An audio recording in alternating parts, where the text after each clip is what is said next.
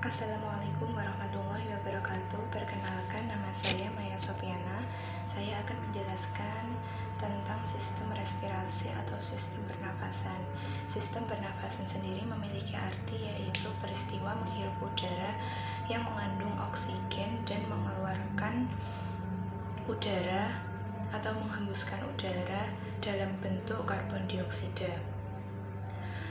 Penghirupan udara disebut dengan inspirasi, sedangkan menghembuskan udara disebut dengan ekspirasi. Dalam paru-paru terjadi pertukaran antara zat oksigen dalam darah dan mengeluarkan hasil oksigen tersebut berubah menjadi karbon dioksida. Proses pengeluaran karbon dioksida ini merupakan sebagian dari hasil sisa metabolisme. Untuk yang hasil sebagian dari metabolismenya tersendiri itu bisa dikeluarkan dalam bentuk keringat.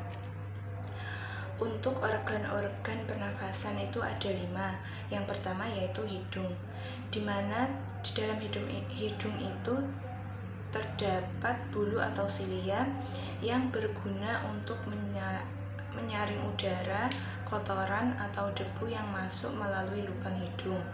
Untuk yang kedua yaitu faring, merupakan tempat persimpangan antara jalan pernafasan dan jalan makanan.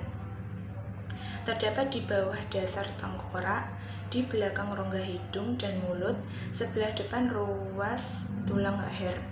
Yang ketiga yaitu laring, merupakan saluran udara dan bertindak sebagai pembentukan suara, terletak di depan bagian faring sampai ketinggian vertebra cervicalis dan masuk ke dalam trakea di bawahnya. Untuk yang keempat yaitu trakea, merupakan lanjutan dari laring tadi yang dibentuk oleh 16-20 cincin yang terdiri dari tulang rawan yang berbentuk seperti kaki kuda atau kuku kuda, yang seperti halnya huruf C, yang di dalamnya diliputi oleh selaput lendir yang berbulu getar yang disebut sel bersilia. Hanya bergerak ke arah luar. Panjang trakea sekitar 9-11 cm dan di belakang terdiri dari jaringan ikat yang dilapisi oleh otot polos. Sel bersilia juga berguna untuk mengeluarkan benda asing yang masuk bersama dengan udara. Yang kelima yaitu bronkus, mempunyai struktur serupa dengan trakea dan dilapisi oleh sel yang sama. Bronkus itu berjalan ke bawah dan ke samping ke arah paru-paru. Bronkus kanan lebih pendek dan lebih besar dari bronkus kiri. Proses terjadinya pernafasan. Inspirasi terjadi bila muskulus diafragma telah dapat rangsangan dari nervus phrenincus lalu mengkerut datar, sedangkan ekspirasi terjadi pada saat otot-otot akan kendor, diafragma akan menjadi cekung, maka rongga dada menjadi kecil dan udara didorong keluar. Jadi pada proses respirasi ini terjadi karena adanya perbedaan tekanan antara rongga pleura dan paru-paru. Macam-macam pernafasan. Macam-macam pernafasan yaitu ada 2. Yang pertama yaitu pernafasan dada, di mana itu terjadi pada otot tulang rusuk terluar atau disebut musculus intercostalis externa, di mana pada proses inspirasi musculus intercostalis externa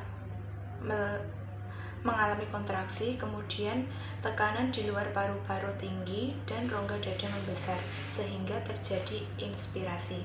Pada proses ekspirasi, musculus intercostalis externa mengalami relaksasi, tekanan di luar paru-paru rendah dan rongga dada mengecil sehingga terjadinya proses ekspirasi. Yang kedua yaitu pernafasan baut, terjadi karena kontraksi pada diafragma. Untuk proses inspirasi dan proses ekspirasinya sama dengan pernafasan dada. Halnya berbeda, musculus intercostalis externa diganti dengan diafragma, yaitu apabila dalam proses inspirasi maka diafragma akan mendatar, dan apabila dalam proses ekspirasi maka diafragma akan mengembang. Sekian penjelasan dari saya. Terima kasih. Wassalamualaikum warahmatullahi wabarakatuh.